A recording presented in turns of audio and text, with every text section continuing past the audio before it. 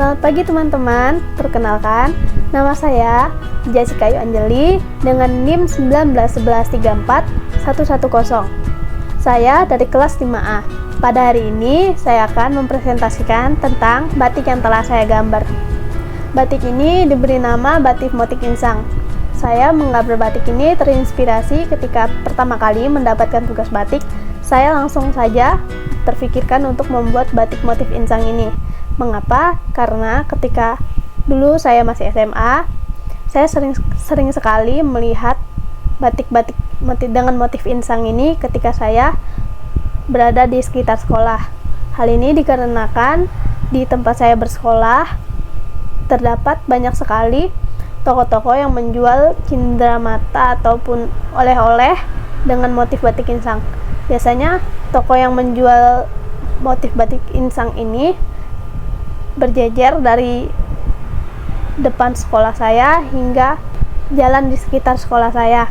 Hal ini karena banyak sekali biasanya orang-orang yang merantau yang bersekolah di sekolah saya, sehingga akan banyak sekali orang tua ataupun pengunjung-pengunjung dari luar kota Pontianak yang datang ke sekitar sekolah. Hal itu menyebabkan banyak sekali orang-orang yang menjual oleh-oleh di sekitar sekolah saya. Sehingga saya setiap hari setiap saya pulang sekolah ataupun berangkat sekolah, saya melihat batik motif insang ini digantung-gantung di toko-toko yang saya lewati ketika saya menuju ke sekolah ataupun pulang dari sekolah. Motif batik insang ini merupakan salah satu motif batik yang sering sekali dijadikan sebagai oleh-oleh. Namun pada zaman dahulu, motif batik insang ini merupakan motif batik yang hanya dipakai oleh bangsawan. Namun seiring berjalannya waktu, motif batik insang ini mulai dijadikan sebagai oleh-oleh dan diperjualbelikan secara bebas. Pada motif batik insang ini sebenarnya dapat saya beri warna, namun saya masih bingung untuk memberikan warna yang cocok untuk motif batik yang saya gambar. Kemudian saya akan berencana untuk menggambar batik ini pada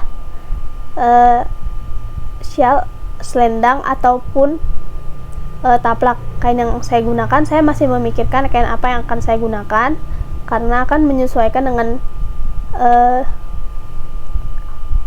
ketersediaan yang ada di daerah saya, karena di tempat saya masih jarang sekali tempat-tempat yang menjual bahan-bahan untuk membuat batik, sehingga saya tidak bisa memilih dengan bebas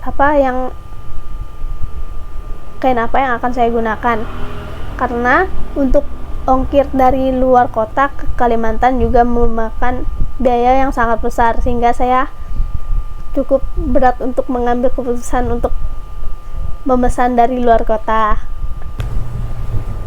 Berikut presentasi dari saya. Terima kasih.